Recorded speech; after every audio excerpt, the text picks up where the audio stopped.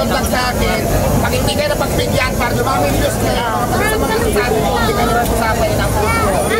Hello guys, what's up once again? Palaboy OFW here sa Kuwait mga idol. So for today's vlog mga idol is magre-react tayo dyan sa video yung nakikita nyo ngayon mga idol. No?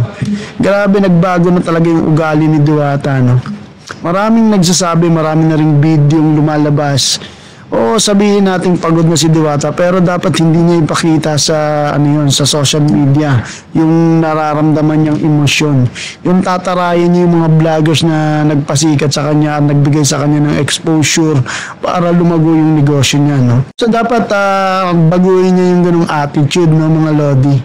So kung kayo tatanungin sa kalagayan ni Diwata para sa overload niya yung mga idol, at kayo ay isang negosyante at saka isa ng public figure. So, gaganin niyo ba harap-harapan sa ibang camera, sa ibang influencer, yung isang vlogger o ordinaryong mamamayan na gusto magpa-picture sa inyo? Nakakaramdam tayo ng pagod sa trabaho, pero yung harap-harapan mong babastusin sa harap ng ibang tao, sa harap ng ibang influencer, yung pare-parehas lang din naman silang nanggagatas katulad ng mga malalaking pangalan sa social media na bumisita sa kanya.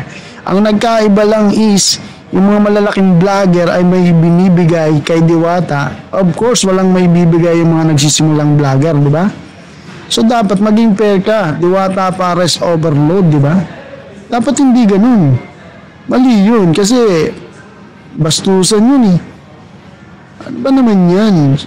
Yung mga vlogger na yan, ang araw-araw na nagpo-post, nagtatags, naglalagay ng pangalan mo sa social media, kahit saan makita, nandun yung mukha mo, no? Dagdag exposure yan, kahit nasabihin natin mga bad publicity pa yan, di ba? Bad and good publicity is still publicity, mga lords, di ba? So, dapat ipagpasalamat mo yun, Diwata. Sana i-share nyo itong video na to, tapos sana makarating kay Diwata, no? So, para maintindihan niya at malaman niya kung anong importansya ng mga vloggers sa paligid niya, malaki man o maliit. Alright? So, wag ko yung magalit, wag nyo i-hate tong video na to. Is, para lang to sa paalaala kay Diwata, no, mga idol. Kasi sa maliliit na vloggers siya nagsimula eh. Diba? Tama ba? Pakishare tong video na to kung agree kayo sa akin or kung hindi kayo agree, pakicomment na lang. Alright? Maraming salamat, Palaboy OFW here, and Pinoy Vloggers in Kuwait 2.0, Rapi Sam Steel, Birayan Pantanal. Mabuhay kayong lahat.